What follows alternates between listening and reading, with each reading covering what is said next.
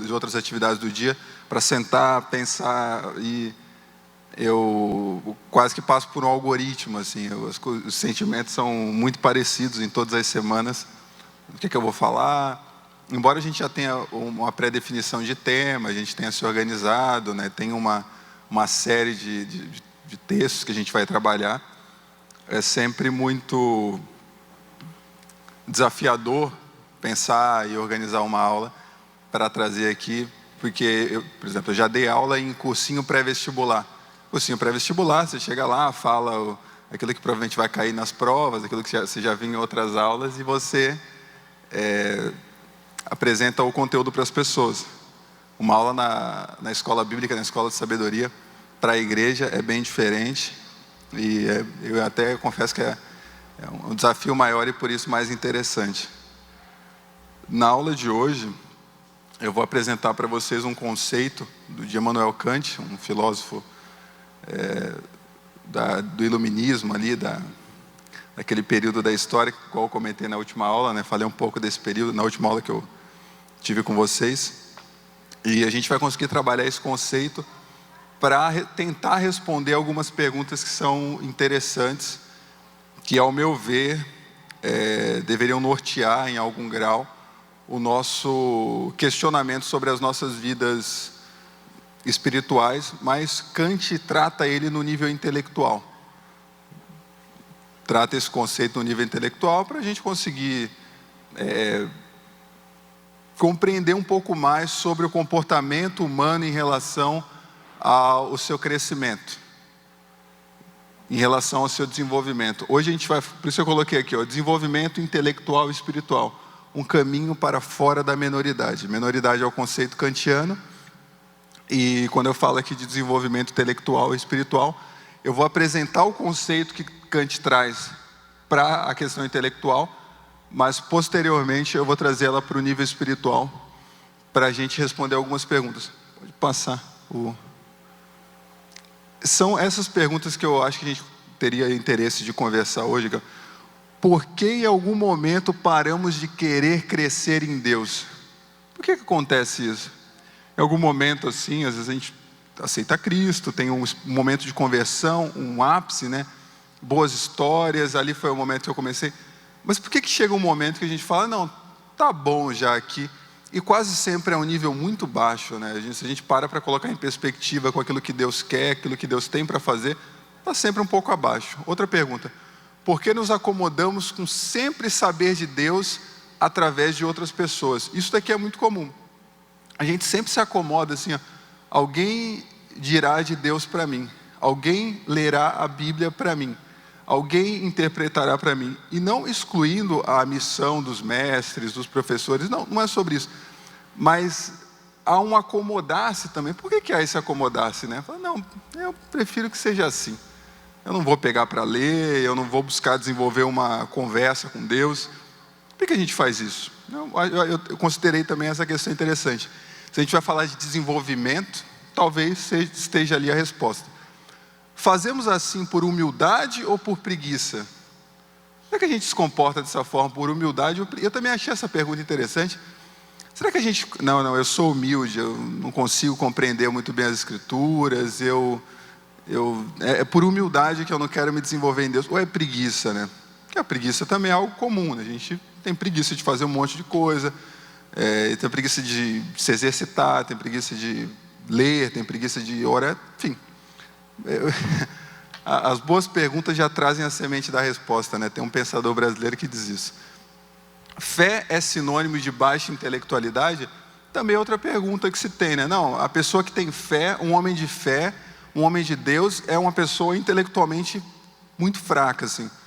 É uma pessoa que não estuda outras coisas, é uma pessoa que tem medo da ciência, é uma pessoa que nega as questões óbvias, assim, é uma pessoa que não tem raciocínio lógico. Será que fé é sinônimo de baixa intelectualidade? Enfim, eu tenho a impressão que os exemplos bíblicos trazem a ideia de que não, e a gente precisa olhar para isso, né? Mas vamos avançar. Não é novidade, né? A expectativa é que a gente cresça em graça, em sabedoria e tudo mais. Traz aqui Lucas o médico Lucas, né, um fato curioso, muita gente tem a impressão de que Lucas era até mesmo um discípulo de Cristo, né? Mas Lucas foi discípulo de seus discípulos. E ele traz aqui, ele escreveu, né, o Evangelho de Lucas para um nobre que havia, vamos colocar assim, um nobre que havia se convertido, explicando de fato quem era Jesus, dando sentido à fé que aquela pessoa tinha aceitado. Porque a gente precisa lembrar que nesse período da igreja não havia uma Bíblia, não havia uma organização, era fulano te contava, olha, houve Jesus Cristo, e ele morreu, e foi crucificado, e aquilo que está nas escrituras em Isaías. Não havia uma estruturação como a gente tem hoje, né? Mas aqui a gente tem um exemplo de Cristo. Jesus ia crescendo em sabedoria, estatura, graça diante de Deus e dos homens. Então, há um crescimento, nós que optamos pelo modelo de Cristo, que se fazemos isso na vida adulta, não cresceremos mais em estatura, mas em graça e sabedoria, em conhecimento, é um caminho. Para seguir Cristo, é um caminho. Para se parecer mais com Cristo, é um caminho. E aí, se a gente passar, Zé, mas isso é um versículo isolado em relação a Cristo, né? Vamos passar para o outro slide. Aqui é a segunda carta de Pedro. Pedro orienta, Pedro, obviamente, alguém que não orientaria diferente de Cristo. Cresçam, porém, na graça e no conhecimento de nosso Senhor e Salvador Jesus Cristo. Há um crescer, há um desenvolver a ser feito, há uma orientação para isso. Mas voltando para as perguntas, por que a gente não faz isso, né? Por que a gente fala assim, não, eu acho que não tem mais o que crescer, tá legal, para mim tá bom, eu vou aos domingos, eu leio o versículo da caixinha de promessas, eu não compreendo muito bem o Novo Testamento, eu não tenho muita ideia do que aconteceu ali, tenho uma ideia bem abstrata de Cristo, assim, um tanto geral, e para mim tá bom. Por que será que a gente faz isso, né? Eu lembro um vídeo que eu estava vendo na internet, isso dos anos 80, 90, a repórter ia para a rua e perguntava assim, quem é Jesus? E as respostas eram respostas assim, extremamente confusas, que não deveria ser. Hoje a gente tendo acesso à Bíblia, tendo acesso a informações, as pessoas não tinham muito bem assim, era um homem, Jesus era uma ideia confusa assim de quem é Cristo. Mas a impressão que eu tenho é que a gente não pode carregar isso como naturalidade. Não, é normal não saber muito bem assim, essas coisas antigas, né? Essas coisas antigas são o eixo da nossa fé. Como é que a gente acredita em algo que não consegue compreender? Não precisa compreender na totalidade, não estou dizendo ir aos limites, não. O básico está longe e a gente se conforma com nem o básico, né? Isso tem uma explicação, e é uma explicação que hoje, para trabalhar ela, eu vou tratar a partir de Kant, né? Olha esse rapaz, eu utilizei uma foto melhor da outra vez, eu acho que esse não foi um bom ângulo, a calvície já tinha avançado bastante, ele parece até um pouco mais sério aqui, mas é o conceito kantiano de menoridade. Kant foi um gênio, assim, na história da filosofia, a gente vai caminhando lá de Aristóteles, a gente faz Aristóteles, Kant, uma coisa 2000 e tantos anos depois, e depois Wittgenstein, né? Aristóteles dizia que o sentido da coisa estava na coisa, Kant, por exemplo, o sentido da cadeira está na cadeira, você vai olhar para ela, Aristóteles, né? E vai estar ali na cadeira. Você vai para Kant, ele fala, não, o sentido da cadeira está na mente humana.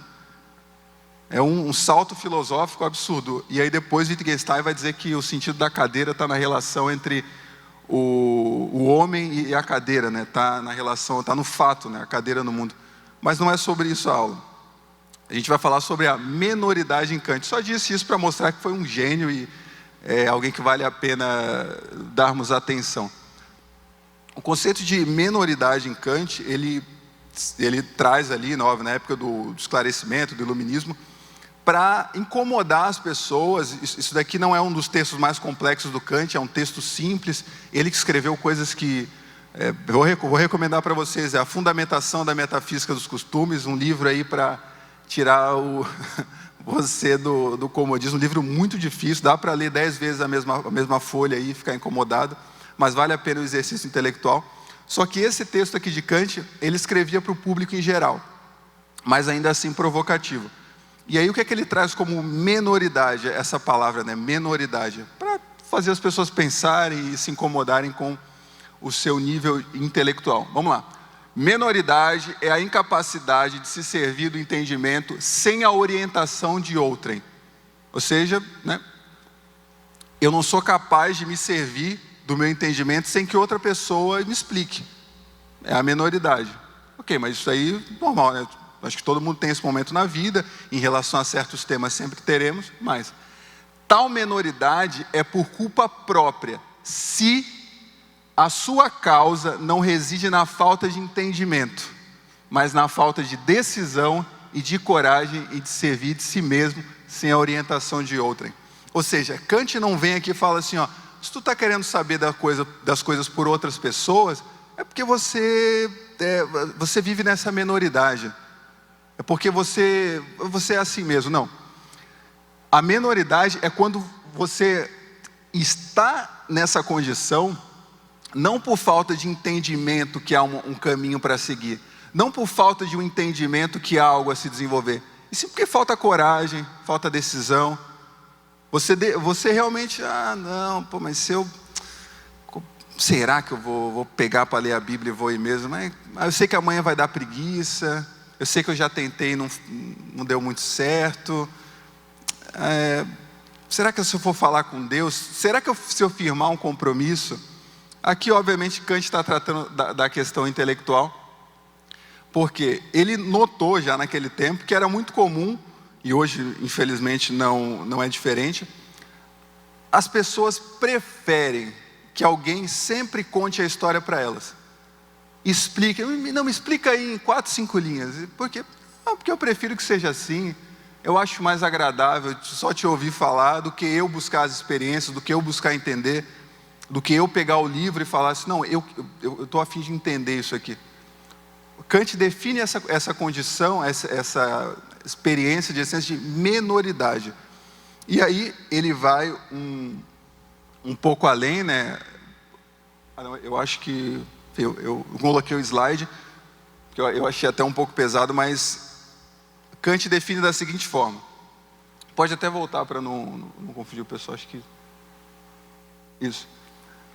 A preguiça e a covardia são as causas para que os homens, em tão grande parte, ele realmente utiliza palavras fortes, né? Preguiça e covardia. Após a natureza os ter muito liberdade do controle alheio, continuem, no entanto, de boa vontade, menores por toda a vida. É uma escolha se continuar menor. É uma escolha. Não, eu prefiro assim mesmo. E também para que a outros se toma fácil assumirem-se como seus tutores. Uma frase curta de Kant. É tão cômodo ser menor. Porque na verdade é cômodo isso, entendeu? Fulano vai ver de política para mim e eu, embora saiba ler e escrever, não vou dar uma olhada, não vou me incomodar com isso. É mais fácil, por que eu vou me esforçar se já tem alguém que traz mastigado para mim? Se alguém que explica para mim assim, ai que bom, e grande confiança, né? Eu estou dando a essa pessoa, eu sendo capaz, eu tendo o intelecto suficiente para isso. Aqui eu acho que todos, né, têm acesso à escrita e à leitura. Hoje a gente vive num Brasil diferente de 50 anos atrás. A gente tem um número muito pequeno de pessoas que não sabem ler e escrever. Mas por que não avança? Por que não... A menoridade? E a menoridade, ela é uma escolha que a gente tem e que nos organiza no mundo. A gente vive de uma forma a aceitar isso em várias esferas. É quase que uma segunda, quase que uma natureza, assim, é tão bom ficar aqui. Eu poderia estar lendo, poderia estar me desenvolvendo, mas o Reels é tão bom, né? E engraçado, o Reels do Instagram, ele é interessante, porque depois que ele descobre o que você gosta, ele só dá o que você gosta. É possível passar 2 horas ali, então aí vem um vídeo engraçado, depois o outro, se você quiser ver outra coisa, e são 15 segundos. O que você aprende em 15 segundos? Nada, mas Às vezes tem uma mensagem ali de um irmão falando assim, ó, a tua vida vai mudar depois desses rios. E eu não digo que Deus não possa fazer, Deus pode fazer todas as coisas. Mas às vezes é de se pensar, né, se a gente não está só se distraindo e fingindo ali, quando a gente poderia ter tomado outra decisão. Falar assim, não, deixa isso aqui de lado, acho que eu tenho outras coisas para fazer, senão não me incomoda ficar sempre no mesmo nível de entendimento das coisas. É o que me incomoda bastante, assim, eu sempre fui muito incomodado com isso. Não, mas eu quero saber isso daí. Por que é assim? Desde sempre, assim, desde criança, mas eu não acho que isso é uma qualidade minha, eu acho que isso é uma característica humana, o querer saber. A gente que veio, né, e eu acho que existe também um interesse maior em nos tornar pessoas acomodadas, que sabem sempre pelo entendimento de outro. É interessante, se vocês forem pensar, é interessante que as pessoas acreditem que é bom, que é legal, que sempre outros expliquem o mundo para elas. Não, fulano vai trazer lá o que é. Pô, interessante. E aí, mas vindo isso de um professor, alguém que está dando uma aula assim, eu acho importante porque, mais do que criar uma relação de dependência, eu entendo que é importante criar uma relação de impulso para desenvolvimento. Vão, façam, procurem também. Eu estava pensando essa semana, aquela conversa, a gente tem muito o famoso, ora por mim, e aí eu estava olhando, que não é errado, orem por mim, eu peço aqui, orem por mim. Mas eu gostei dos discípulos olhando para Cristo e falando assim, nos ensina a orar. Eu acho que às vezes a gente faz só a primeira opção, não pede, me ensina a orar, pai, porque eu queria orar também. Eu fiquei sabendo que tem gente que ora horas, ora por dias, ora por meses buscando algo. Eu queria isso também, eu queria orar, mas eu não sei. Por que a gente se conforma com não saber orar, por exemplo? A gente se conforma com não saber orar. Por exemplo, eu já me conformei um tempo, não sou muito de orar assim, e me conformei com isso por um tempo. Por que a gente faz dessa forma? Porque a gente diria que é a menoridade, né? Falta de coragem, preguiça, um tantinho assim de covardia, né? Eu acho que a gente naturaliza o que não deveria ser natural, sobretudo para quem tem o entendimento de Cristo como modelo de vida. Mas vamos lá. Aqui eu trouxe no outro slide exemplos do período bíblico, né? Homens determinados que perseveraram em Deus, sobre os quais temos registros bíblicos. Lembra aquela primeira pergunta que eu coloquei ali sobre ser um intelectual e ter fé? Tem também, dizem que é impossível, né? Um homem inteligente, alguém que estuda, não vai ter fé. O pastor Paulo já me falou que por muitas vezes ele foi incomodado com isso. Mas você acredita nisso? O pastor Paulo é uma pessoa oculta, né? Tem uma leitura absurda. Já tive conversas com ele, aprendo muito com ele. E já questionaram, ele deu uma aula na universidade, na UFSC ali, na Federal, e perguntaram para ele, mas você sabendo tudo isso, você não acredita? Porque tem essa antiga ideia. Mas se a gente for olhar para a Bíblia, por isso que eu digo, leiam a Bíblia, a biblioteca de Deus, que é a Bíblia, né? Tem muitos livros, a gente tem acesso aos que estão na Bíblia, né? Eu creio que Deus, a própria Bíblia fala de outros livros, né? O livro da vida, existem outros livros aí que existem, mas os que a gente tem acesso, que estão organizados na Bíblia, são preciosíssimos, assim. Vale a pena ler a Bíblia, sabe? É interessante, sua vida muda lendo a Bíblia, está ali. Por que a gente não lê? É preguiça, covardia, falta de interesse, é melhor que alguém leia para mim em algum momento, né? Mas vamos lá, vamos olhar para Paulo então, já que tem essa ideia de que o intelectual não é um homem de fé. Paulo, um grande intelectual do seu tempo, um homem muito estudado, a ponto de ter escrito 14 dos 27 livros do Novo Testamento. Paulo sozinho escreveu 14 dos 27 livros que a gente tem como base do Novo Testamento. Um homem extremamente capaz. Quando eu paro para analisar, ali em Atos tem Paulo viajando, né? E quando ele chega a Atenas, ele sabe que ali ele está falando com filósofos, ele está falando com pessoas que tinham um nível diferente, um olhar diferente sobre a vida. E ele consegue adaptar o discurso dele para chamar a atenção deles. E aí no final, o que é curioso, alguns falam assim, A gente vai querer ouvir isso daí, isso que você tem a dizer em outro momento. Ele conseguiu atrair a atenção da nata intelectual daquele período ali, que eram os homens de Atenas naquela época. E isso é muito importante. A gente tem que entender que dedicar-se a estudar, de fato se dedicar, a desenvolver, estudar a Bíblia, estudar filosofia, estudar ciência, tudo isso é muito importante. É interessante que a gente busque se desenvolver, porque Deus quer nos usar nisso também. Deus quer nos usar em vários espaços, lugares. A gente não tem que ficar assim, não. Imagina a gente pode orar e Deus nos ajudar, a gente pode pedir a Deus desenvolvimento e Ele criar isso em nós.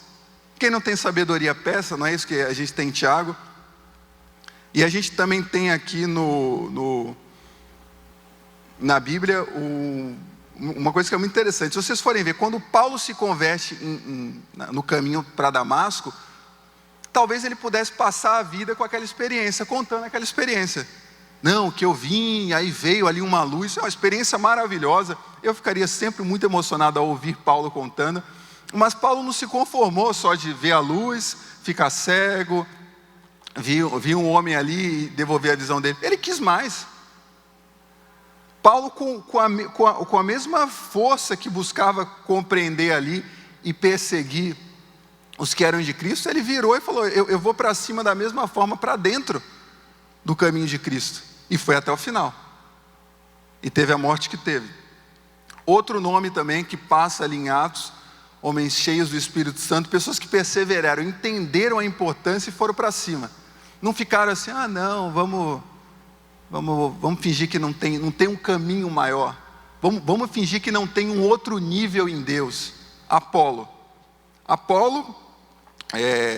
que tem esse nome, né? Eu fui dar uma olhada ali, é o diminutivo de Apolinário, né? Era um caminho, como é que traz aqui em Atos 18?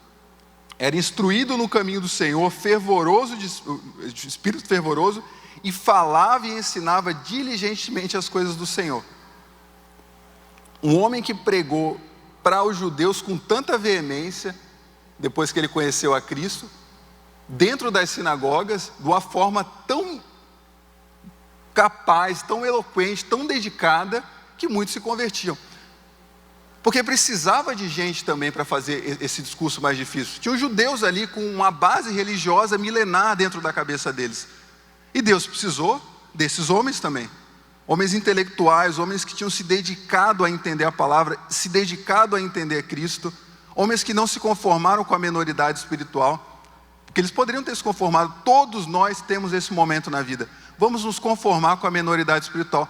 Aqui tá bom, eu tenho o Salmo 24 e o 21 na cabeça, eu tenho ali um trecho que eu lembro assim mais ou menos, né?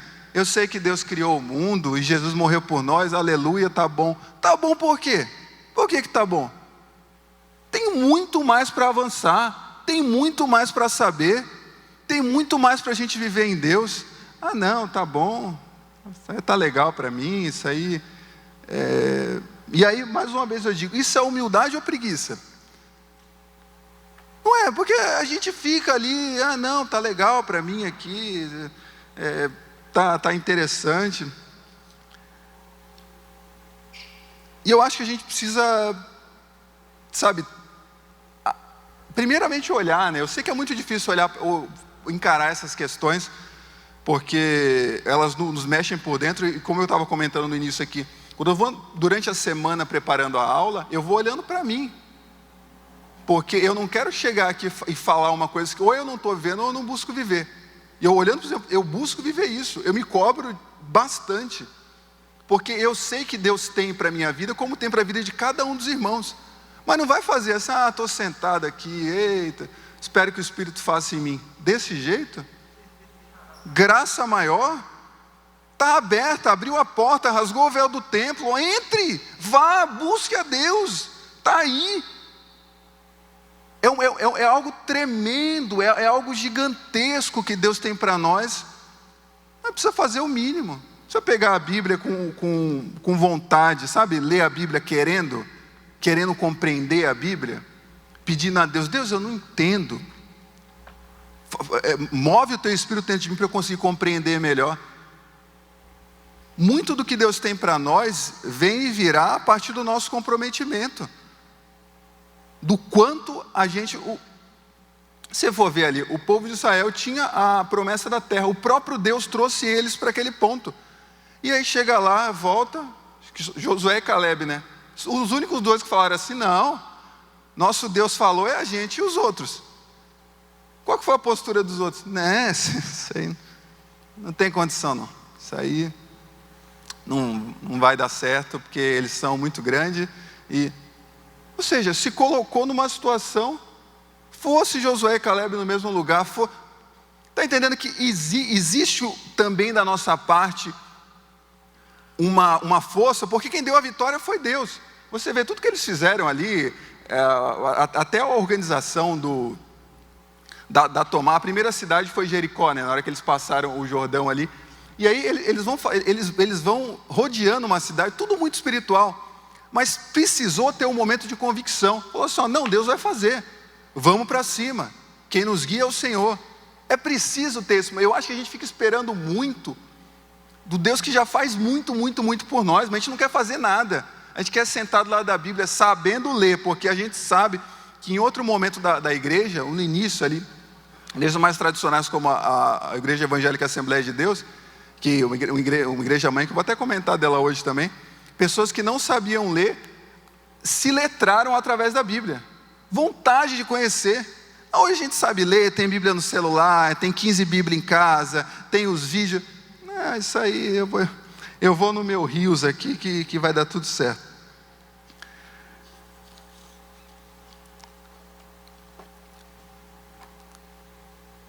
Embora seja duro para nós, todo mundo, olhar para a verdade por vezes perturbador, a gente não pode deixar de olhar para a verdade. A verdade é essa.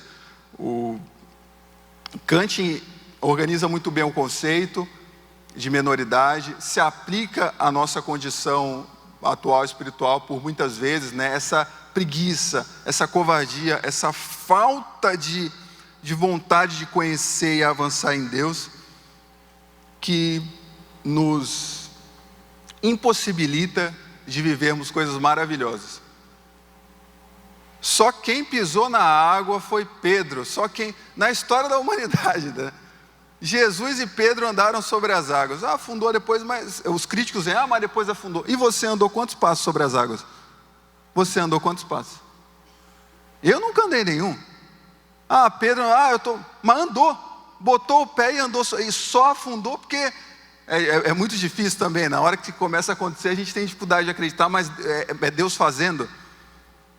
Ou seja, se ele não tivesse saído dessa condição de, então, para mim já está bom ver Jesus andar. Eita, Jesus bom andando sobre as águas. Foi o que todo mundo fez.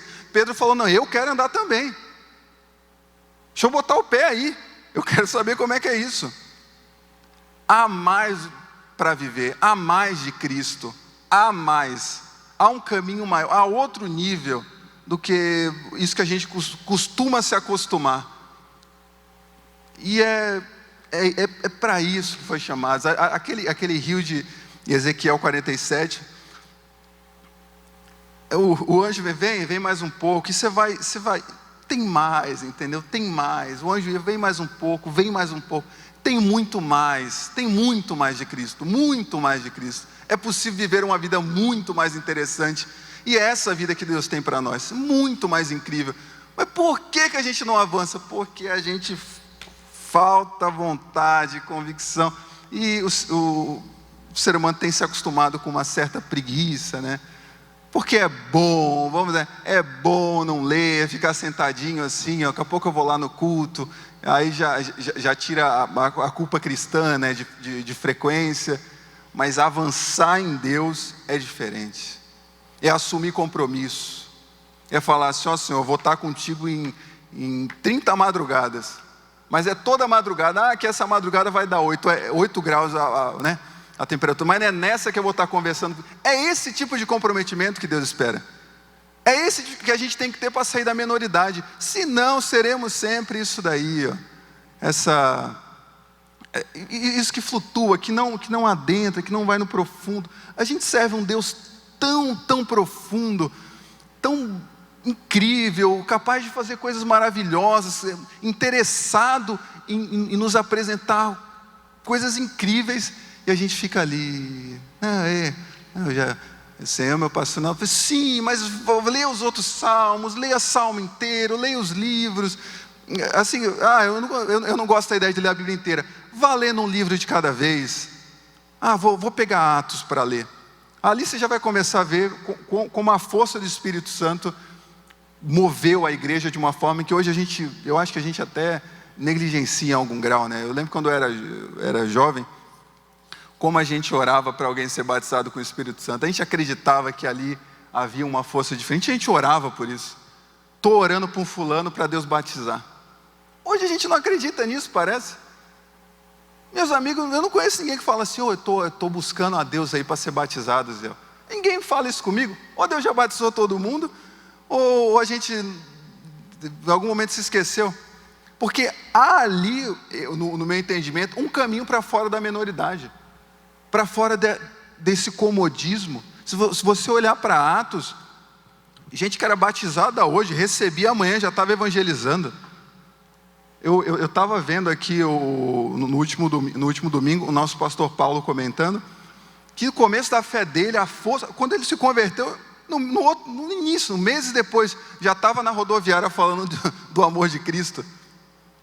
Tem que falar, não, hoje a gente tem várias formas de fazer isso, a gente chega nas pessoas, mas o mais importante, homens de Deus, mulheres de Deus, que não se conformaram com a menoridade, quiseram avançar, buscaram mais profundo, foram atrás do que Deus tinha para elas, de fato, porque Deus tem muito mais, alcançaram coisas maravilhosas em Deus. Talvez não tenham ficado ricos, talvez não tenham, enfim, vários valores históricos diferentes, mas eu tenho certeza que experimentaram uma vida incrível, que era a vida que Deus tinha para elas, porque saíram da menoridade. Mas vamos lá para os exemplos do período pós-bíblico, né? Está com o tempo correndo. Exemplos do período pós-bíblico. O olhar para a igreja contemporânea, né?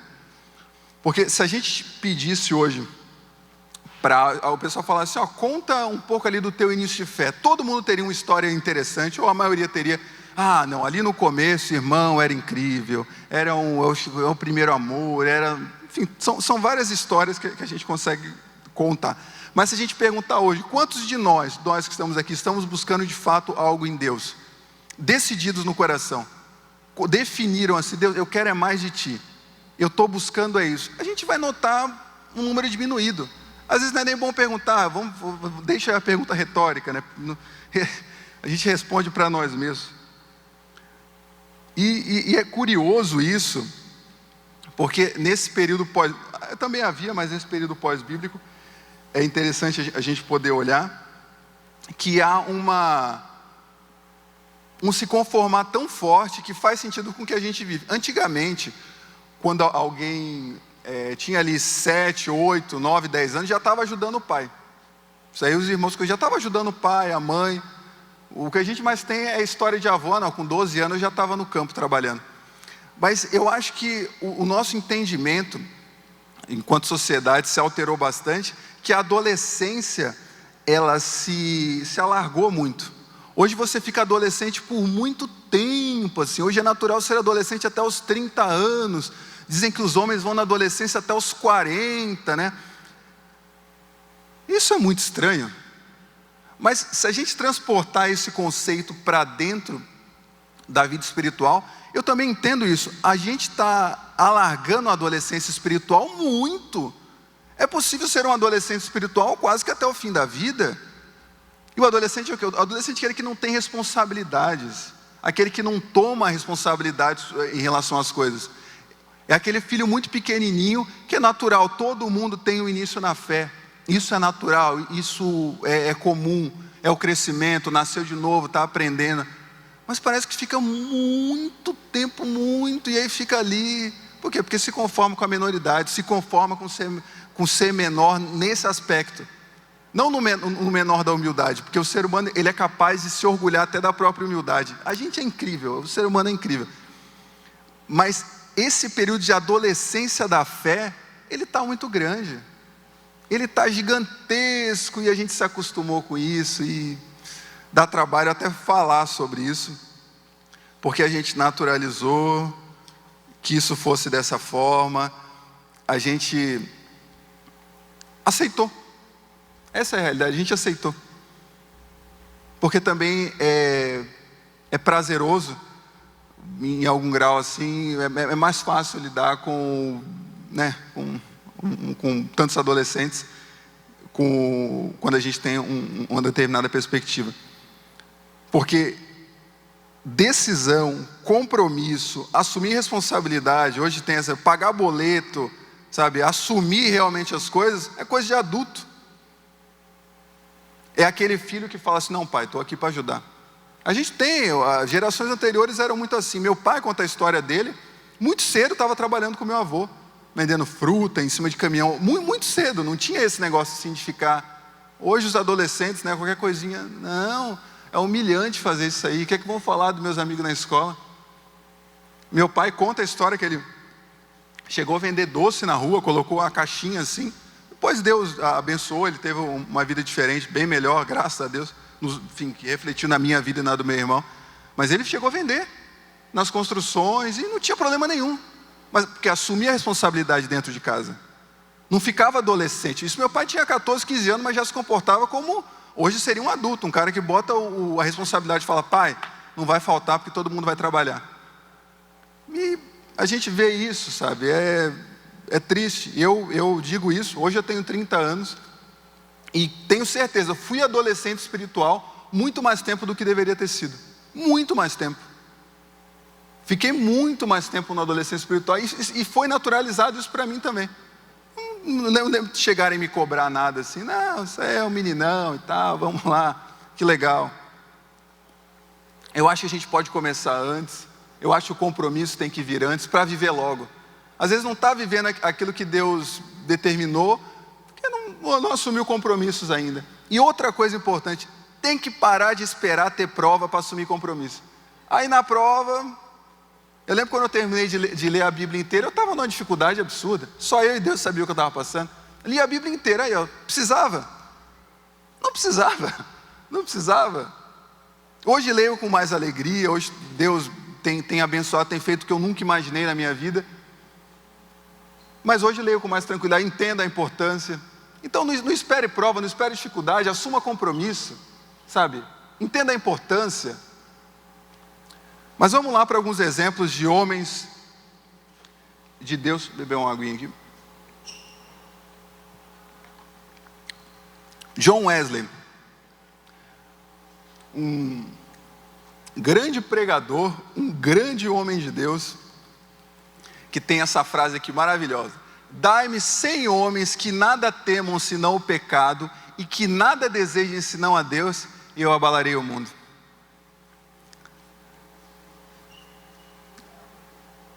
O que John Wesley estava pedindo eram pessoas que tinham compreendido de fato a realidade do mundo espiritual. Homens de uma maturidade diferente. Ele não pediu, ele pode dizer, me dê 100 mil empresários com 1 bilhão cada para... Não, é diferente. Nada temam senão o pecado e que nada desejem senão a Deus. É um passo diferente, assim... É um virar a chave para um próximo nível. Hoje se fala muito nisso, né?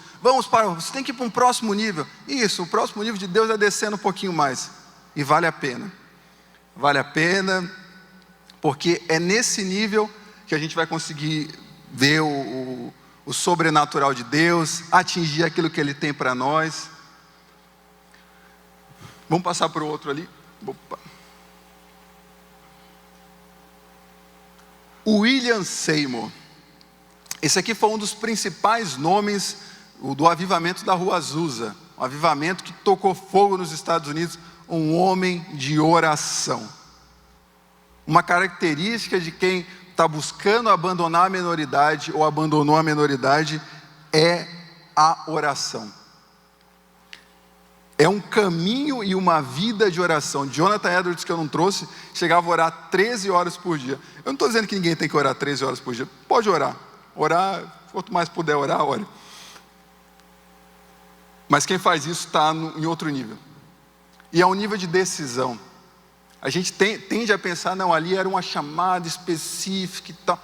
Não, é um nível de decisão. Eu vou ajoelhar aqui e eu vou insistir, falar com Deus, que eu sei que Ele vai falar comigo, eu sei que Ele me ama. É fácil? Não. Sabe o que é fácil? Vamos botar lá, bota no Instagram, no Rios. Ali é muito fácil. Você vai ficar ali. O fácil é isso. Mas ali eu posso te garantir, você não vai ver o sobrenatural de Deus. Você vai ficar sempre na minoridade. Tem um fato interessante, aproveitar para comentar isso aí. Eu lembro uma vez que eu estava lá em João Pessoa de férias, acho que é 2016, não tem muitos anos, tem uns 5, 6 anos isso. E tinha um servo de Deus, um dos homens mais sábios que eu tive conhecimento, assim, um homem profundo. Ele trabalha como pedreiro, acho que até hoje trabalha. Ele estava fazendo uma reforma na casa do meu pai. E ele estava assim, e eu passei ali uns 15 minutos do meu tempo provocando ele. Isso, e tal coisa. E Deus, não sei o que tem e tal. E ele só tinha a resposta perfeita. Ele fazendo a massa assim, sabe quando pega a massa e joga na parede? Ele nem olhava para mim para responder. Não, isso aí é assim, isso aí é assado. E eu fiquei impressionado com aquele homem. Eu falei assim, esse homem, uma pessoa que trabalha aqui de pedreiro. Eu que conhecia pouco a Deus. Porque o nosso Deus tem sabedoria para dar, a ponto de, quando olharam para Pedro e João falando assim, os próprios principais do templo ficaram impressionados. Pô, esses homens simples estão sabendo falar sobre isso? Meu Deus, o que está acontecendo aqui? Como é? E você fica um pouco assim. E foi a reação que eu tive. Falei, pô, essa pessoa está sabendo falar sobre isso. E aí eu fui além. Eu quis dar o salto, né? Falei, não, eu vou encontrar um caminho alternativo para conhecer os mistérios de Deus. E aí eu falei para ele assim, ó, eu queria conhecer os mistérios de Deus. Olha que petulância, né? Eu queria conhecer um pouco mais profundamente a Deus. Ele, com todo respeito, carinho, amor, um homem de Deus, que só homens de Deus tem, ele jogou a massa na parede e falou assim, ó, Deus não revela essas coisas para menino, não. Eu lembro que eu fiquei vermelho na hora, assim. Falou, não revela para menino, isso daí, você não saberia nem o que fazer com isso. Isso aí tem que buscar, tem que conversar bastante com ele. Na hora eu fiquei um pouco assim. Eu até parei a conversa e falei, irmão, é verdade, é verdade. Sabe quando a gente vai embora assim? Eu falei, é verdade, é verdade. Isso aí realmente, Deus não revela para menino. E fui embora. Anos depois eu fui entender isso, de fato. Quando você começa a buscar a Deus de forma mais séria, você percebe que vai ficando mais... não, aí tem que ter um compromisso maior. Quer descer mais, tem um compromisso maior. Eu lembro de um hino muito antigo, pouca oração, pouco poder, nenhuma oração, nenhum poder. Então tem um caminho, mas é difícil. Deus gosta de quem tem compromisso, de quem decide, de quem toma posição. Não, Deus, eu e o Senhor aqui, ó. Não, eu quero ver. Eu quero, está disposto? Tem um preço. Eu pago, vamos lá. Não é nada fácil, eu não estou dizendo aqui que é fácil e tal, eu já disse qual que é o fácil. Mas eu estou dizendo que é muito melhor, disso eu não tenho dúvida. Disso eu não tenho dúvida. O avivamento da Rua Azul, avivamento poderosíssimo. Há relatos que as pessoas passavam no quarteirão e sentiam um poder absurdo. Há relatos de jornalista que ia lá, eu chego lá, tem um homem caolho, o pessoal está falando um monte de coisa que ninguém entende, porque o William, ele era caolho. Está um negro sentado lá, do lado de uns caixotes, falando arrependam-se, arrependam-se. Ninguém entendia o que era aquilo. Mas o poder de Deus que se fazia naquele lugar era diferente. Vamos lá que o tempo correu mais do que tudo hoje. Evan Roberts, o avivamento do país de Gales, um homem de Deus que... Sabe, Deus escolheu, mas que se dedicou totalmente àquilo que Deus tinha para a vida dele. Um homem que Deus tirou das minas de carvão do país dele. Trabalhava com o pai na mina de carvão. Deus tirou, fez um grande avivamento naquele lugar, no país de Gales. E é interessante aqui, eu acho que vai dar tempo sim. Um fato bem curioso sobre esse avivamento do país de Gales. Eles tinham 4 pontos, né? Confesse todo o pecado conhecido, recebendo perdão através de Cristo. Remova qualquer coisa da sua vida a qual você tenha dúvidas ou se sente seguro, esteja pronto para obedecer o Espírito Santo imediatamente, porque é algo que eu acho que a gente em algum momento se perdeu ali. Confesse publicamente o Senhor Jesus Cristo. Eram os 4 pontos que nortearam esse avivamento. Só que anos antes, no país de Gales, essa história foi conhecida só depois, um homem chamado Seth Joshua, ele estava orando por um avivamento. E como é que ficou sabendo desse avivamento? O filho dele, chamado Peter, trouxe essa história muitos anos depois. Ele falou, a história é realmente isso. O filho tinha matado aula para ver, enfim, pessoas matam aula, né? Para ir brincar, correr no parque. E aí ele chega num lugar e ele vê o pai dele e se esconde. E fica observando o pai dele. No que ele começa a ver o que o pai dele está fazendo, ele vê o pai dele chorando. Ele falou assim, não sabia nem que meu pai chorava. O pai dele tinha ido para aquele lugar afastado para orar. E a oração do pai dele era: Deus, me dá Gales. A oração era de um avivamento no país de Gales. Muito antes. O compromisso de um homem, a gente vai ver aonde isso aqui vai parar. O compromisso de um homem de se retirar sozinho para um lugar e falar assim, ó, Deus, eu quero um avivamento no meu país. E eu sei que o Senhor pode fazer. Porque Deus pode fazer, mas Ele quer ver esses daí, esses que têm compromisso. São esses daí, esses são os adultos mesmo. Os que não se conformam com a minoridade, falam assim, não, a gente vai além. Tem um passo a mais para dar, eu quero dar esse passo. Cristo, qual é o preço? São quantas horas mais de oração? São quantas horas mais de fogo? Qual é o compromisso que o Senhor quer a mais? Há sempre mais a ser feito, há uma entrega maior a ser feita, mas depende de nós. Nessa oração aqui, o filho do homem que estava ali orando para Deus trazer esse avivamento do país de Gales, comenta que o pai dele pedia que não fosse um intelectual de Cambridge ou Oxford. Olha que curioso. Ele pedia a Deus que fosse alguém das minas de carvão.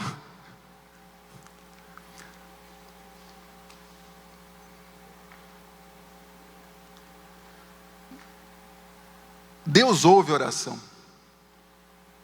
E Deus cumpre oração. Deus atende aquela conversa. Mas Deus quer ver de nós compromisso mesmo. Não podia ter ficado em casa essa tarde? Eu vou orar nada, isso aí é um problema da sociedade. Isso aí Deus vai fazendo, né? Não, é compromisso, eu vou orar até Deus fazer, até o avivamento do meu país acontecer. Quanto tempo vai durar? Eu não sei quanto tempo vai demorar, mas eu sei o compromisso que eu assumi com Deus. Deus é fiel, e disso ninguém duvide, Deus é fiel. E é interessante, mas esse homem morreu, Zé, isso aí passou. Quantas almas nesse período se converteram? E conheceram a Cristo? Mas isso daí passou, ok, passou. Sabe onde refletiu o avivamento do país de Gales? O avivamento da Rua Azusa. Foi um dos frutos do avivamento do país de Gales. E sabe qual é um dos frutos do avivamento do país de Gales, da Rua Azusa? Igreja Evangélica Assembleia de Deus no Brasil. Está entendendo que aquele homem que estava orando assim, Deus, escolhe alguém das minas de carvão, Deus, aviva meu...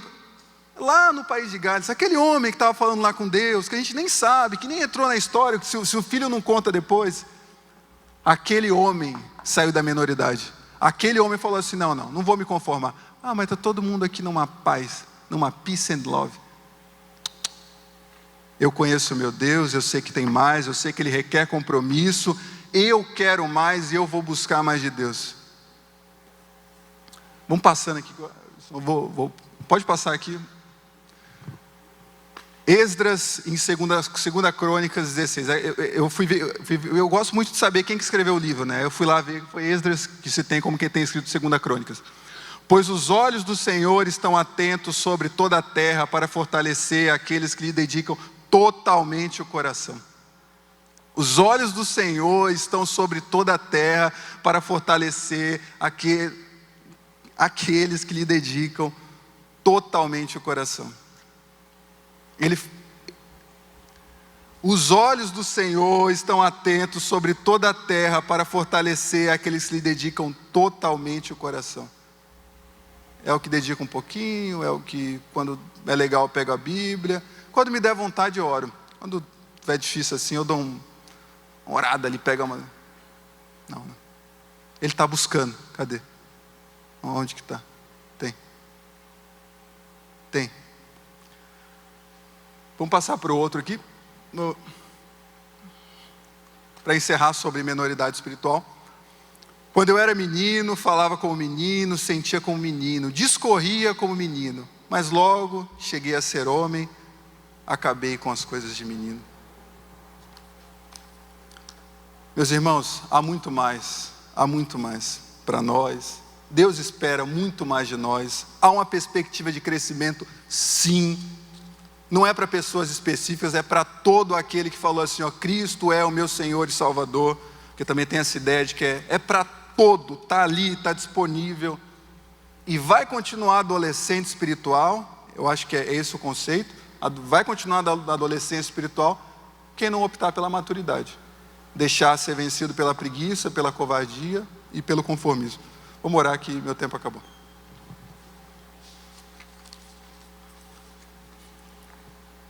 Senhor, meu Deus, meu Pai, muito obrigado por esse momento, meu Senhor. Muito obrigado por essa aula que o Senhor trouxe ao nosso coração. Muito obrigado por poder ter dividido isso com os irmãos. Meu Senhor, muito obrigado, muito obrigado, muito obrigado. Desperta em nós a cada dia a força, a coragem, a convicção para não nos conformarmos com a minoridade espiritual. Eu sei que o Senhor tem mais para nós. Eu sei que há algo reservado para quem tem compromisso. Então derrama isso sobre nós, Pai, em nome do Teu Filho amado Jesus. Amém, meus irmãos? Domingo conto com vocês aqui.